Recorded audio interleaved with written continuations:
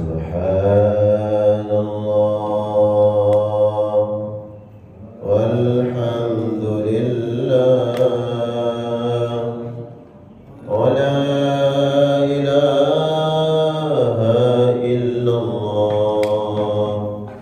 wallahu akbar. Subhanallah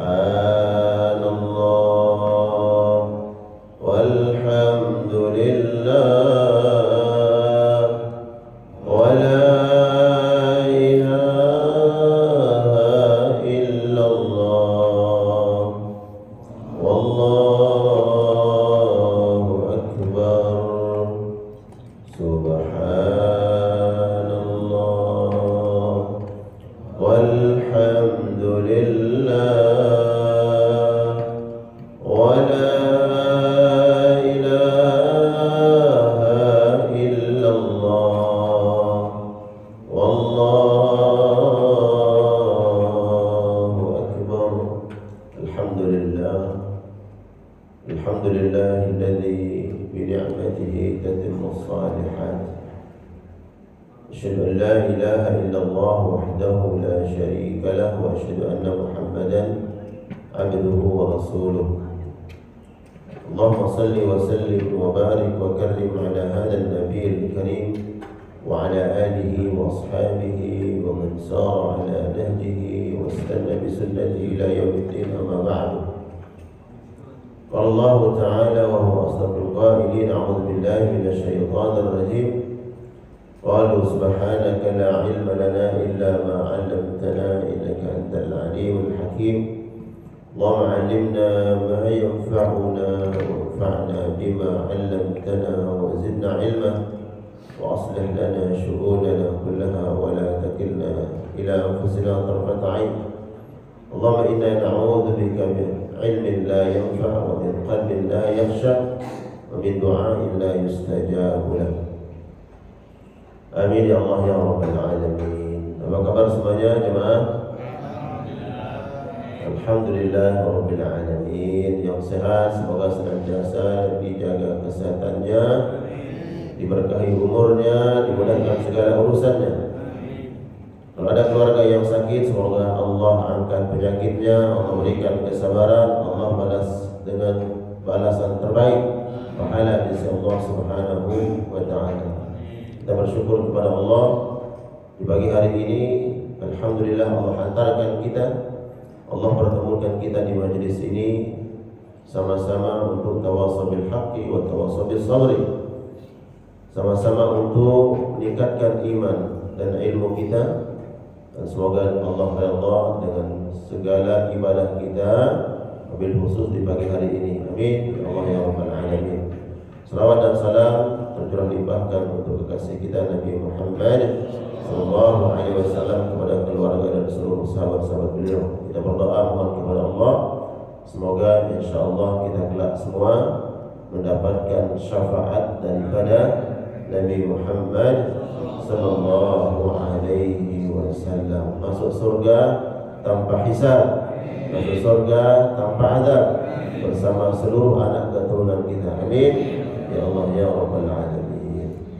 Jemaah sekalian Allah muliakan, kita lanjutkan kajian kitab Riyadhus Shalihin dari Imam An-Nawawi rahmatullah alaih, masuk kepada babu fadlil hubbi fillah wal hathi alaihi, bab keutamaan al-hubb fillah, saling mencintai karena Allah Subhanahu wa ta'ala, dan saling memotivasi, saling mengingatkan, saling mengajak untuk sama-sama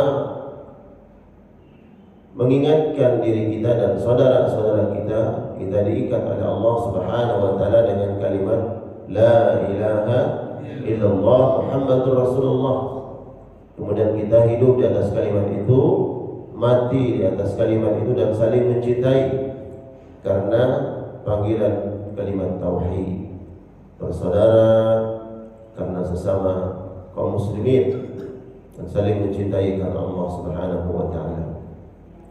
Di dalam bab ini Imam Nawawi rahmatullah alaih mencantumkan ayat ke-29 di dalam surat Al-Fatah. bahwa Allah Subhanahu wa taala memerintahkan kita untuk saling mencintai karena Allah Subhanahu wa taala, saling mengasihi, saling merahmati. Allah Subhanahu wa taala berfirman, Muhammadur Rasulullah walladzina ma'ahu asyidda'u 'alal kuffar ruhama'u bainahum. Nah, ayat ini terdapat di dalam surat Al-Fatah ayat ke-29.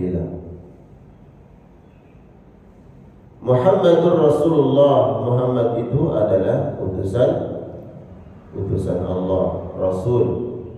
Artinya orang yang harus diikuti, dicintai. Dialah Rasulullah sallallahu alaihi wasallam karena beliau adalah utusan Allah. Walladzina ma'ahu, dan orang-orang yang bersama siapa? Bersama Rasulullah sallallahu alaihi wasallam. Asyidda'u 'alal kufar, sangat tegas. Asyidda itu tegas dalam memegang prinsip-prinsip agama, itu asyidda. Keras bukan berarti berbuat zalim, bukan berbuat aniaya, menyakiti. Tapi asyidda tegas itu dalam teguh memegang prinsip nilai-nilai agama. Ruhama'u bainahum, sesama orang-orang beriman saling berkasih sayang.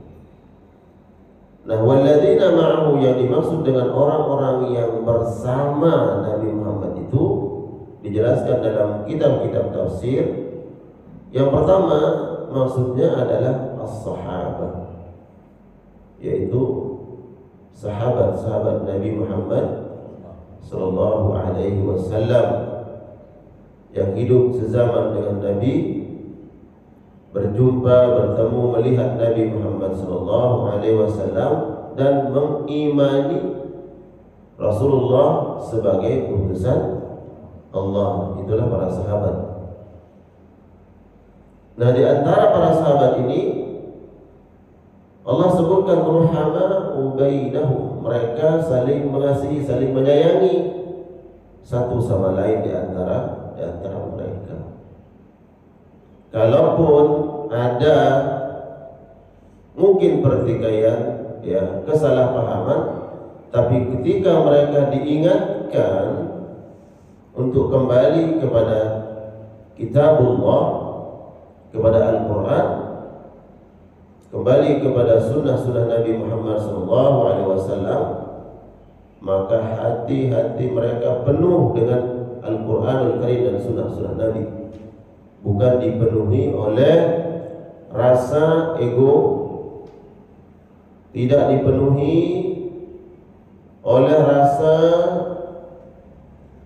fanatisme, baik kelompok, golongan, diri sendiri, keluarga, dan seterusnya. Mereka jadikan Al-Quranul Karim dan sunnah-sunnah Nabi di atas semua itu. Jadi ruhama, saling mengasihi, saling menyayangi.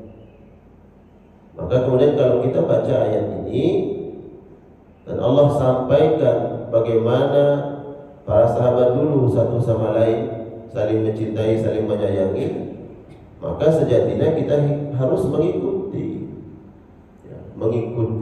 meneladani sifat-sifat para sahabat itu, yang mereka walladzina ma'ahu, yaitu mereka bersama Nabi Muhammad sallallahu alaihi wasallam. Jadi ulama-ulama tafsir mengatakan walladzina ma'ahu, maksudnya adalah para sahabat.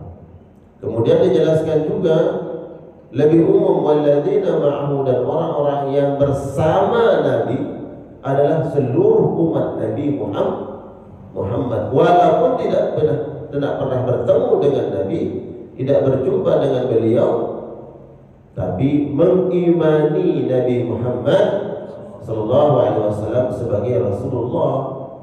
Walaupun jarak kita dengan Nabi hari ini berapa ribu tahun? 1450 Hijriah. Udah 14 abad tahun yang lalu kita tidak berjumpa, tidak bertemu dengan Nabi, tapi kita imani. Maka ayat ini pun masuk perintahnya untuk seluruh umat Nabi Muhammad sallallahu alaihi wasallam. Ruhama, mereka saling menyayangi, saling mencintai karena Allah Subhanahu wa taala. Dan ada ayat di dalam surat At-Taubah 128 yang mana ayat ini menjelaskan tentang sifat karakter daripada Nabi Muhammad SAW yang rahim, hatinya penuh dengan kasih sayang terhadap siapa? Terhadap umatnya, terhadap para sahabatnya. Di dalam surat At-Taubah ayat 128 yang biasa didengar kalau acara-acara peringatan Maulid, biasanya dibaca itu ayat. Laqad ja'akum rasulun min anfusikum. Coba dilanjutkan.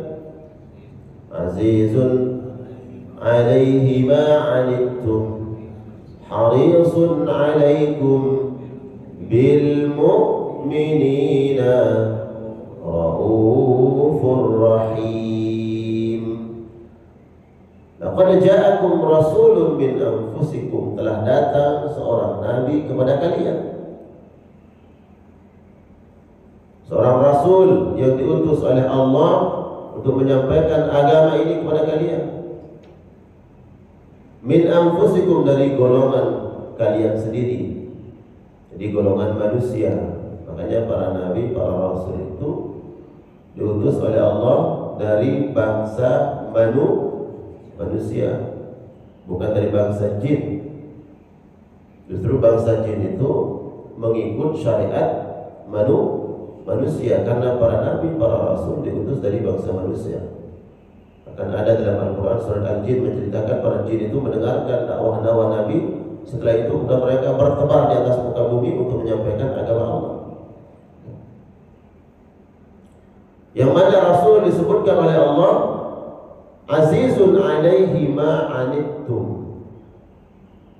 Berat Nabi memikirkan, memikul apa yang berat bagi kalian, terutama yang umatnya Nabi di akhir zaman ini. Orang yang teguh memegang nilai-nilai agama merasakan berat ya fitnah di sana sini. Betul gak? Orang kalau teguh memegang prinsip agama, terkadang banyak cemoohan, gelar-gelar buruk, macam-macam ya. Dan itu memang sudah dinubuat ya, sudah dinubuatkan oleh Nabi, diprediksi, diramalkan atas dasar wahyu. Nabi SAW sampaikan, al-qabid ala dinihi al-qabid ala al-jamrah. Nanti di akhir zaman itu orang yang teguh memegang nilai-nilai dan prinsip agama seperti orang yang memegang bara api. Bara dipegang, tangan terbakar. Bara dilepas, bara hilang. Memegang prinsip agama berat ya, seperti memegang api, tangan terbakar. Ya.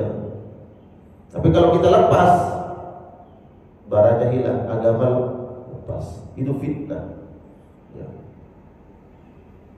Nabi SAW disebutkan dalam surat At-Taubah ayat 129 ini, dia berat memikirkan apa yang akan dihadapi oleh umat beliau, baik di dunia ataupun di akhirat. Fitnah-fitnah dunia, terlebih nanti fitnah akhirat. Fitnah akhirat maksudnya apa? berbagai macam nanti halangan rintangan yang akan dihadapi oleh orang-orang beriman di akhirat sebelum menginjakkan kakinya di dalam surga Allah Subhanahu wa ta'ala. Ada hisab, ada sirat, ada mizan ditimbang amal-amal kita. Ada yang menanti menunggu hisab, ada yang menunggu 1000 tahun untuk menunggu hisab amal yang berat. Dan itu dipikirkan oleh Nabi Muhammad sallallahu alaihi wasallam. Harisun alaikum, dia sangat ingin agar kalian selamat. Harisun Nabi, subhanallah. Nabi sallallahu alaihi wasallam dikisahkan ketika beliau berdakwah ke Taif, orang-orang Taif menolak dakwah beliau. Namun beliau tidak dendam, tidak marah. Justru Nabi mendoakan orang-orang Taif. Ini bentuk apa? Dia ingin agar seluruh umatnya mendapatkan hidayah, sehingga beliau tidak pernah lelah menyampaikan agama ini. Azizun alaihi ma'anitum harisun alaikum bil mu'minina raufun rahim. Nah, ini kaitannya dengan bab ini. Bil mu'minina raufur rahim. Terhadap orang-orang beriman dia penuh sopan santun, memuliakan, menghargai, memuliakan, menghormati. Bahkan beliau seorang Nabi Rasul.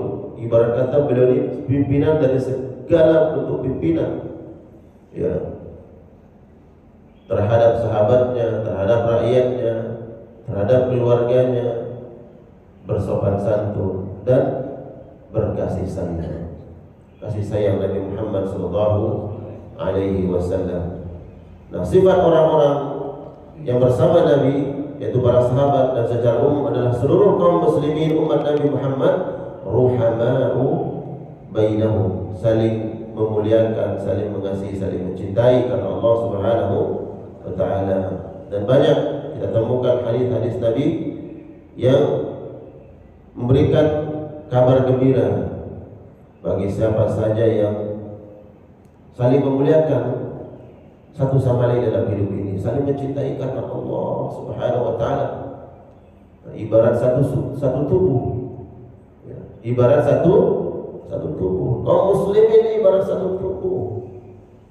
Apapun mazhabnya, firqahnya, kelompoknya, memang sunnatullah bahwa kita ini berbeda-beda pandangan, berbeda kelompok mazhab, tapi tetap di bawah naungan Ahlus Sunnah wal Jamaah. Di bawah naungan itu Ahlus Sunnah wal Jamaah. Nah, apapun mazhabnya, apapun kelompok dan golongannya, maka tidak membuat mereka kemudian saling membenci, saling menghina, saling merendahkan, dan seterusnya. Makanya orang-orang beriman itu ketika mengucapkan sesuatu, membuat pernyataan-pernyataan, statement-statement, dia pikir dulu. Kalau apa yang dia sampaikan ini mengakibatkan sesuatu hal yang tidak baik, ya, dia tahan, ya. Dia tahan lisannya. Karena belakangan ini banyak kita dengar, banyak kita baca, kita lihat, ada orang yang dengan mudah membuat pernyataan mengenai siapa? Mengenai saudara-saudara kita yang ada di Palestina. Ya, tadi kita doa kunut, mendoakan saudara-saudara kita di sana, karena ada rasa empati, ya, ingin membantu, sehingga minimal mungkin yang bisa kita lakukan adalah mendoakan, berkata yang baik, mendoakan mereka. Kalau kita tidak mendoakan mereka, ya tahan lisan, tahan jari jemari, jangan membuat pernyataan-pernyataan yang melukai saudara-saudara kita di sana. Padahal secara real fakta kita belum tahu. Maka kita thiqah saja, kita yakin, mempercayai para guru-guru kita, ulama-ulama kita yang sudah menyampaikan tentang kondisi dan keadaan saudara kita di sana. Apapun, ya, mazhabnya, selama di bawah Ahlus Sunnah wal Jamaah, Bahkan saudara-saudara kita di sana inilah yang menjadi garda terdepan mewakili kita untuk menjaga kemuliaan kaum muslimin, wabil khusus Baitul Maqdis. Maka nampakkan bahwa memang kita ini diikat oleh Allah dengan ikatan cinta kasih sayang di atas ukhuwah Islamiyah, bersaudara karena Islam. Banyak hadis-hadis yang memerintahkan kita dan memotivasi kita untuk saling mencintai karena Allah Subhanahu wa taala. Bahkan di dalam surat Az-Zukhruf Allah berfirman, al-akhillau yawma idzin ba'dhum li ba'din adu illa al-muttaqin. Di akhirat nanti orang yang berkawan, bersahabat selama hidup di dunia, di akhirat akan saling tuntut menuntut, akan berperkara, ya, akan saling mengadili satu sama lain. Illa al-muttaqin, kecuali orang-orang yang bertakwa. Ya. Yang dimaksud dengan bertakwa adalah orang yang akhillah, bersaudara, dibangun di atas keimanan, ketakwaan. Sehingga di akhirat nanti bukan saling menuntut, saling berperkara, justru saling menarik, saling mensyafaat masuk surga. Maka saudaraku, jamaah sekalian Allah muliakan, maka kita perbaiki ini kondisi dan keadaan kita yang mungkin hari-hari ini disebabkan karena beda golongan, beda mazhab, beda firqah, kemudian ada sekat-sekat di situ yang menghalangi hati kita menyatu. Bahkan terkadang di satu majelis pun, di satu majelis hati-hati kita tidak bisa menyatu, apalagi di luar majelis. Di dalam masjid pun kadang hati-hati kita digoda oleh setan, oleh iblis, sehingga satu sama lain tidak menyatu hatinya. Di dalam masjid, apalagi di luar masjid. Ya, di majelis kebaikan pun kadang setan itu betul-betul pandai, ya, menebar kebencian, dendam di dalam hati kaum muslimin terhadap saudaranya. Hadis pertama yang dicantumkan oleh Imam Nawawi rahmatullah alaihi di dalam bab ini, hadis yang diriwayatkan oleh sahabat Anas radhiyallahu taala anhu an Nabi sallallahu alaihi wasallam qala, "Thalathun man kunna fihi wajada bihinna halawatal iman."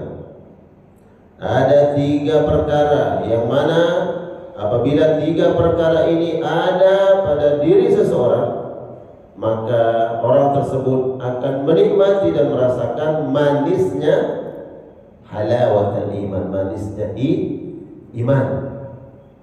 Allah. Kita semua yakin bahwa ingin merasakan nikmatnya dan indahnya agama Islam ini. Ya, bukan hanya sebagai slogan aja, ya. Tapi ada syarat-syaratnya agar kita merasakan kemuliaan, keindahan dan manisnya iman dan Islam. Ayyakunallahu wa rasuluhu ahabba ilaihi mimma siwa. Yang pertama, syarat yang paling penting, paling utama adalah hendaknya Allah dan Rasulnya lebih dicintai dibandingkan apa selain keduanya. Seseorang akan merasakan manisnya iman Islam apabila dia mencintai Allah dan Rasulnya di atas segala cintanya kepada selain Allah dan Rasulnya. Nah, selain Allah dan Rasulnya ini apa? Banyak. Apa? Keluarga, apalagi harta, apalagi jabatan, banyak selain Allah.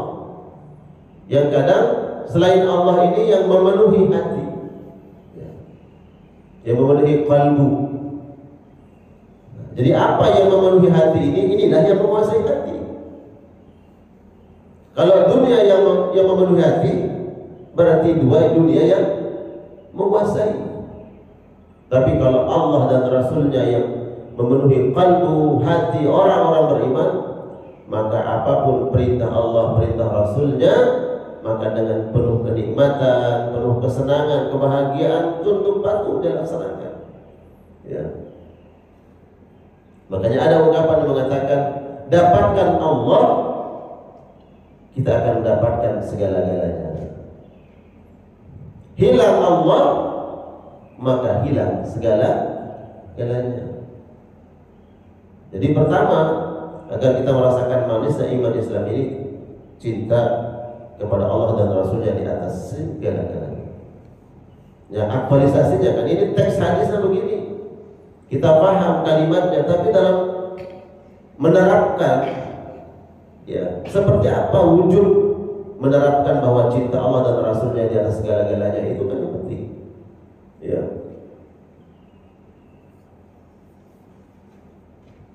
Wa ma kana lil mu'minin wa la mu'minatin idza qadallahu wa rasuluhu amra ay yakuna lahumul khiyaratu min amrihim.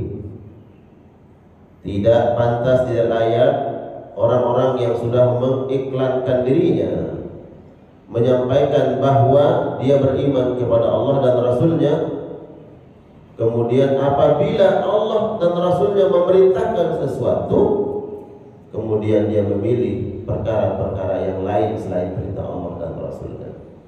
Nah, jadi konsekuensi iman kepada Allah dan Rasulnya, mencintai Allah dan Rasulnya adalah apabila Allah dan Rasulnya menetapkan suatu urusan, suatu perkara, maka tidak ada pilihan, nggak ada alternatif yang lain yang kecuali kembali kepada Allah dan Rasulnya. Kecuali alternatif itu diperintahkan oleh Allah dan Rasulnya baru. Ya. Selama tidak ada perintah, ya harus kembali kepada Allah dan Rasulnya, kitab Al-Quran dan Sunnah. Ya udah, itu konsekuensi keimanan. Ya. Dan alhamdulillah pagi hari ini, kenapa kita mampu hadir di masjid ini? Sholat berjamaah dan duduk hadir kajian seperti ini. Ya. Apa yang mendorong kita? Ya karena tadi mahabbah kita, cinta kita kepada Allah dan Rasulnya, itulah yang mendorong kita, yang membuat kita hadir. Kita nggak mengharapkan yang lain. Ikhlas, membersihkan hati dari perkara-perkara yang lain selain Allah dan Rasulnya. Maka insya Allah kalau ini pertama yang harus kita coba bangun terus, ya. Dan ini kan butuh latihan terus, perbaiki ibadah, menjaga hukum-hukum Allah. Maka nanti kemudian Allah yang membimbing hati ini betul-betul mencintai Allah dan Rasulnya, yang menguasai dan mengendalikan hati. Siapa? Allah. Ya. Hidayah Allah yang punya. Nah, kalau Allah yang sudah menuntun hati ini, maka insya Allah kita akan merasakan manisnya iman, manisnya Islam. Tapi yang dilihat adalah usaha. Tidak boleh orang berhujah, berdalil, ya, beralasan hidayah itu dari Allah, milik Allah. Ya kalau Allah kasih hidayah, ya saya dapat. Ya. Kenapa belum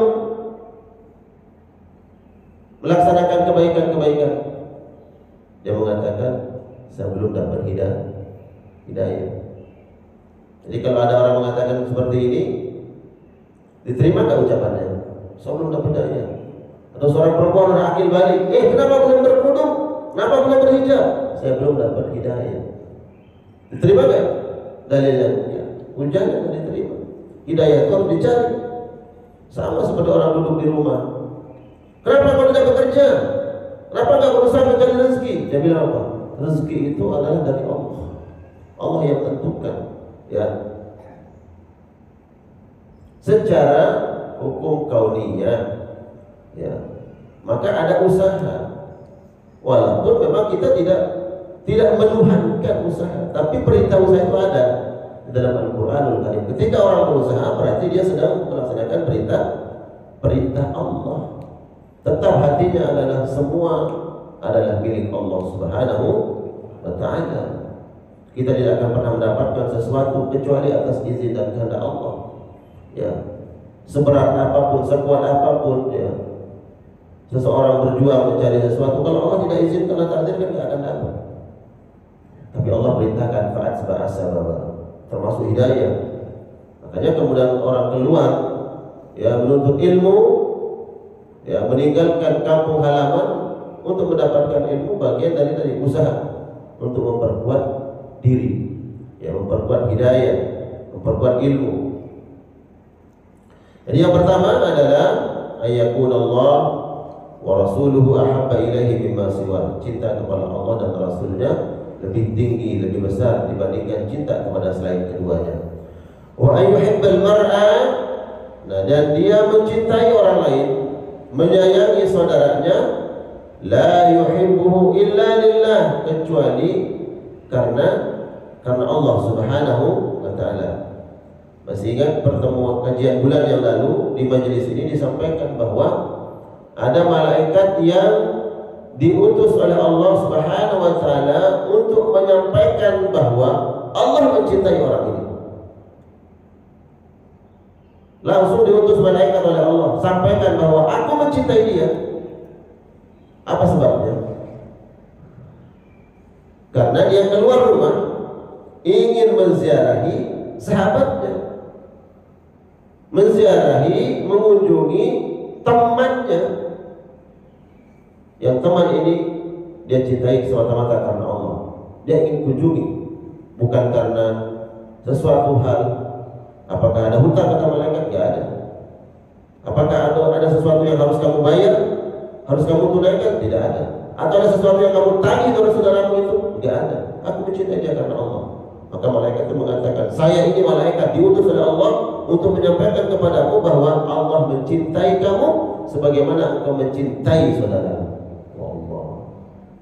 Nah, itu keutamaan. Seorang mencintai saudaranya semata-mata karena Allah. Wa ayyakraha ayyauda fil kufri ba'da an qadahu Allah minhu. Dan yang ketiga, dia dalam hatinya ini benci. Nah, ayyakrah, hatinya benci kembali kepada kekufuran, kufur. Bentuk kekufuran ini banyak memang. Ya. Bahkan tidak mensyukuri nikmat Allah, bentuk kekufuran. Allah berikan kesehatan, kesempatan, waktu, kemudian orang tersebut tidak menggunakan dia untuk taat kepada Allah, maka ini bentuk kekufuran. Nah, orang yang merasakan nanti manisnya iman adalah orang yang gak mau semua nikmat yang Allah berikan ini yang gunakan pada kekufuran.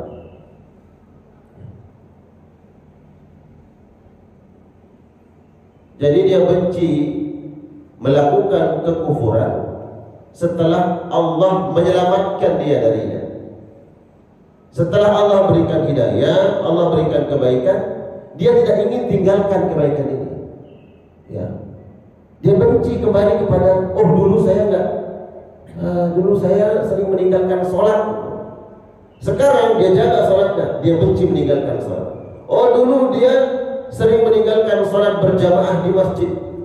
Sekarang dia jaga sholat berjamaahnya di masjid.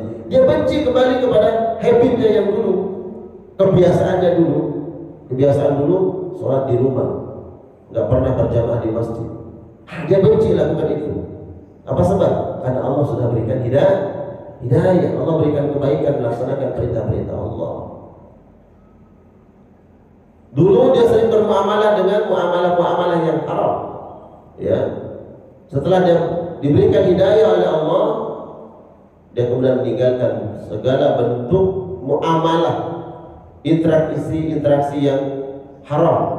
Nah, setelah dapat hidayah itu dia benci kembali kepada habitnya yang dulu. Ya, dia nggak ingin, karena hidayah ini harus dijaga, harus dipelihara. Bahkan diingatkan kita dalam kitab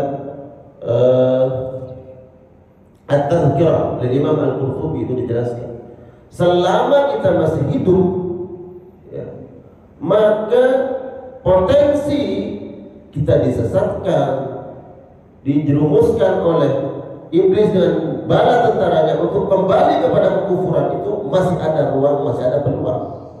Karena setan dan bala tentara ini tidak akan pernah berhenti menyesatkan manusia. Selama kita masih hidup, masih bernapas, maka jangan merasa aman. Jangan merasa aman. Makanya kita selalu minta hidayah kan dalam salat pun Al-Fatihah. Ihdinas shiratal mustaqim. Makanya nih Al-Fatihah kenapa diulang-ulang di dalam salat? Karena di situ ada permohonan permintaan yang paling baik yang menyelamatkan manusia, itu hidayah. Hidayah Allah. Ihdinas shiratal mustaqim. Selama masih hidup di atas muka bumi ini, maka masih ada celah-celah setan akan mencabut hidayah itu dari diri kita. Ya. Akan menyesatkan manusia. Ya, kita minta selalu dalam salat ihdinas shiratal mustaqim. Di luar salat kita minta berdoa kepada Allah. Ya. Di dalam kitab At-Tazkirah itu dijelaskan bahkan seseorang ketika akan meninggal dunia saja, sebelum dia meninggal, setan itu gak putus asa. Siapapun dia, mau ulama, orang alim, siapapun akan digoda oleh setan agar dia sesat. Bahkan ketika dalam keadaan sakaratul maut, setan itu akan datang menggoda. Jangankan kelasnya kita jemaah, kelasnya Imam Ahmad Ibn Hanbal rahmatullah alaih, salah satu imam mazhab. Anaknya Abdullah itu menceritakan ya, ketika bapaknya sakit, dan Imam Ahmad, beliau sakit keras, sakit yang penyebab beliau meninggal dunia. Imam Ahmad tiba-tiba seperti orang mengigau. Ya, dia mengatakan la. Dia mengatakan la. Tidak. Nah, setelah beliau sadar, nanti ada dalam kitab At-Tazkirah itu, ketika beliau sadar ditanya oleh anaknya Abdullah, kenapa kau mengatakan la ya abadi, ada apa? Diceritakan, tadi ada setan yang datang yang menggoda dan ingin menjerumuskan kepada kekufuran. Itu kelasnya Imam siapa? Imam Ahmad. Setan pun datang berani menggoda dia. Apalagi kelas kita, ya, apalagi kelasnya kita nih. Setan, makanya kemudian kita minta hidayah, dikuatkan hidayah kita oleh Allah Subhanahu wa Ta'ala. Ketika seseorang dalam keadaan sakaratul maut, dijelaskan bahwa ada setan yang datang di sebelah kanan, sebelah kiri. Kemudian yang kanannya menggoda, mengatakan kamu akan mati. Kamu dalam keadaan sakaratul maut nih, kamu akan mati. Saya kasih tahu bahwa agama yang paling baik yang diterima oleh Allah itu agama Yahudi. Maka jangan mati kamu dalam keadaan muslim. Ya, ucapkan sekarang kalimat yang membuat kamu masuk ke dalam agama Yahudi. Bilang saya masuk dalam agama Yahudi biar kamu selamat. Itu bisikan setan. Nah, bisikannya apa? Dia langsung datang setan. Nanti buka dalam kitab Al-Tazkirah itu ada. Dan setan ini menyerupai seperti siapa? Seperti bapaknya, bapak kita. Kalau kita selamat dari bujuk rayu yang sebelah kanan yang menampakkan diri seperti bapak kita ini, datang setan di sebelah kiri yang menampakkan diri seperti ibu kita. Dia mengatakan, nak, saya ibumu. Ya, agama yang paling baik itu bukan agama Islam. Yang paling baik itu agama Nasrani. Ini kamu akan mati, dan kami ini orang tuamu lebih dahulu mati. Dan kami ingin kau mati dalam keadaan selamat. Masuklah ke dalam agama Nasrani. Itu yang paling baik agama.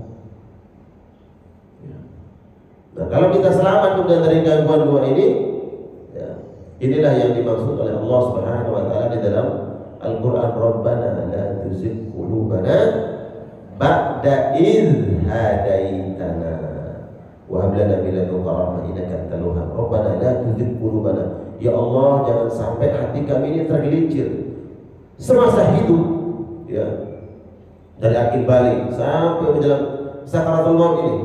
kita menjaga hidayah, kita menjaga iman, menjaga Islam, menjaga amal saleh, ketaatan kepada Allah. Jangan sampai di endingnya nih penentuan nih. Dalam keadaan sakaratul maut itu penentuan. Kemudian ada yang tergoda, ya, terjebak karena makan tadi setan yang datang menampakkan diri seperti ayah dan bunda kita. Allah, makanya selalu kita minta Rabbana la tuzigh qulubana ba'da idh hadaitana wa hab lana min ladunka rahmah innaka antal wahhab. Kalau bukan karena Allah yang memberikan rahmat, mungkin tersesat, mungkin tergoda, mungkin tergelincir. Makanya kita minta agar Allah senantiasa menatap kita dengan tatapan rahmat. Namun ingat kata Nabi, la yurham man la yarham. Orang yang hatinya kosong dari nilai rahmat, nilai kasih sayang, maka Allah tidak akan merahmati orang itu. Alladzi la yurham, alladzi la yarham la yurham. Makanya syarat kita agar yurham, dirahmati, dikasih, maka hendaknya hati kita yarham, kasih orang lain, sayangi orang lain, jaga lisan, jaga omongan dan ucapan. Dan sampai lisan kita menyakiti orang lain. Ya. Ar-rahimun yarhamuhumur rahman. Orang-orang yang hatinya penuh dengan kasih sayang, dengan cinta, menyayangi saudaranya, mencintai saudaranya, maka Allah akan merahmati dia. Jadi kunci agar Allah turunkan rahmatnya apa? Ya rahmati saya orang lain. Ini untuk apa? Agar kita ini mengurai sedikit demi sedikit ya belenggu-belenggu yang ada pada hari ini, ya, yang kemudian memisahkan hati orang-orang beriman. Akan kita lihat, gara-gara beda kelompok, beda mazhab, kadang saling menghina, saling mencaci maki. Betul tidak? Betul, ini harus terus kita ingatkan. Ya. Bahkan mohon maaf, orang yang menyampaikan yang semestinya adalah menyampaikan untuk saling mencintai, saling menyayangi, terkadang mengeluarkan kalimat-kalimat yang menimbulkan perpecahan, ya, saling benci, saling dendam antara satu firqah dengan firqah yang lainnya, satu kelompok dengan kelompok yang lainnya. Tidak boleh, tidak boleh. Ya. Jadi harus kita memegang perintah-perintah Allah dalam Al-Quran, perintah-perintah Nabi SAW dalam sunnah-sunnahnya. Insyaallah. Tapi ini satu hadis yang kita sampaikan pada majelis kajian pada pagi hari ini. Mungkin ada yang ingin bertanya sebelum nanti kita menunggu salat sunnah syuruk. Ya. Oh, salat saya bersoal. Minggu yang bulan yang lalu kenapa nggak hadir, Pak? Haji Zakaria? Ada di tempat Ustaz. Hah? Tempat Jakarta. Oh, ada tempat. Terang hadir, silakan. Kalau sih Ustaz. Ya. Temanya tentang saling mencintai Ustaz ya. Tadi Ustaz merujuk surat Al-Fat 29 ya. Memang generasi Rasulullah adalah generasi terbaik ya. Itu tidak bisa disangkal lagi ya. Tidak ada generasi-generasi setelah kemudian yang baik. Kita merujuk tentunya ke yang generasi Rasulullah Ustaz. Itu indahnya saling mencintai di zaman Rasulullah itu. Ya. Tapi dalam perkembangannya Ustaz, ya, ini suatu fakta kenyataan ya. Tidak bisa kembali seperti mereka. Ya, saling mencintai mereka ya. Perkembangan dalam konteks Indonesia maupun konteks global itu ya. Ini ternyata dalam perkembangannya ditinjau barangkali dari perspektif ekonomi, politik, budaya punya kontribusi dalam perkembangan mencintai sesama Muslim itu. Seperti digambarkan tadi Ustaz terjadi perpecahan, saling menghujat. Ya, baik. Ini kelihatan sepertinya di bidang dari, makanya saya tanyakan kepada Ustaz bagaimana tinjauan dari aspek ekonomi, politik, agama, budaya. Baik. Fungsinya bagaimana Ustaz? Baik, jemaah sekalian Allah muliakan. Allah gambarkan kepada kita pribadi-pribadi yang dulu hidup bersama Nabi Muhammad SAW agar menjadi sebuah cermin buat kita. Walaupun memang sudah Allah takdirkan, gak mungkin kita ini akan sampai kepada derajat mereka, gak mungkin. Karena sebaik-baik qurun adalah zamanku, kata Nabi. Sehingga orang-orang terbaik itu adalah yang hidup di zaman Nabi Muhammad SAW. Tsummal ladzina yalunahum, tsummal ladzina yalunahum, dan berikutnya. Artinya kita tidak akan sampai kepada kemuliaan mereka. Karena memang sudah ditakdirkan oleh Allah, sebagaimana para nabi, para rasul yang lain tidak mungkin akan sampai kepada kemuliaan Nabi Muhammad SAW. Sebaik apapun, sesoleh apapun, sesabar apapun para nabi yang lain-lainnya, tidak mungkin sampai kepada kemuliaan Nabi Muhammad. Begitu juga umat-umat nabi setelahnya ini, sebaik apapun mereka, sesoleh apapun, nggak mungkin sampai kepada derajat keimanan Abu Bakar. Nggak mungkin. Nah, yang diinginkan oleh agama adalah kita menjadikan mereka sebagai cermin, sebagai contoh, teladan, dan kita meniru mereka. Bukan jauh dari mereka, tapi meniru, mendekati mereka.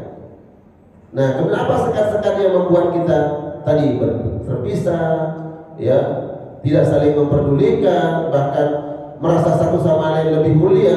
Nabi ingatkan, la fadla li arabiyyin ala ajabin illa bil taqwa. Apapun sukumu, golonganmu, rasmu, bahasamu, itu enggak membuat kau tinggi di hadapan Allah, tidak membuat kau mulia di hadapan Allah. Yang membuat kau mulia itu adalah ketakwaan. Maka kalau semuanya nih ada yang beda bahasa, suku, agama, ras, kembali kepada takwa, maka kembali kepada takwa, nyatu mereka di situ.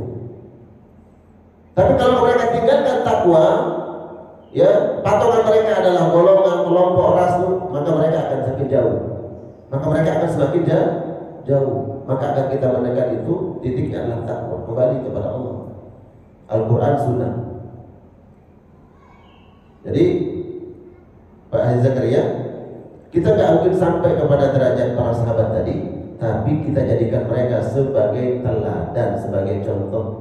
Ya, kalaupun kita jauh, jangan terlalu jauh, ya, tapi berusaha mendekat, walaupun nggak sampai kepada derajat mereka. Nah, sekat-sekat yang selama ini di-warning oleh Nabi SAW membuat kita saling merasa bangga dengan kelompok, sama golongan, merasa lebih mulia, lebih baik dari orang lain, itu dihilangkan. Biasanya karena faktor suku, karena faktor ras, karena faktor apa lagi? Tadi ekonomi dan seterusnya. La fadla, tidak ada kemuliaan di situ. Kemuliaan ada pada Allah Subhanahu wa Ta'ala. Kemuliaan, kejayaan ada pada mengamalkan agama. Semoga Allah muliakan, insyaallah. Barakallah. Ada lagi pertanyaan? Kalau tidak, cukup. Sudah waktu untuk masuk untuk salat sunnah isyraq. Baik, semoga kajian kita pada hari ini mendapatkan keberkahan dari Allah Subhanahu wa Ta'ala. Bukan hanya mendengarkan, tapi bagaimana kemudian mengamalkan apa yang sudah kita dengar, apa yang sudah sampai kepada diri kita. Dan mudah-mudahan Allah jadikan kita orang-orang yang menerima kebaikan dan mampu mengamalkannya. Kita tutup dengan doa kafaratul majlis. Subhanakallahumma wa bihamdika asyhadu an la ilaha illa anta astaghfiruka wa atubu ilaik. Wa sallallahu ala nabiyyina Muhammad wa ala alihi wa ashabihi wa sallam. Wassalamualaikum warahmatullahi wabarakatuh.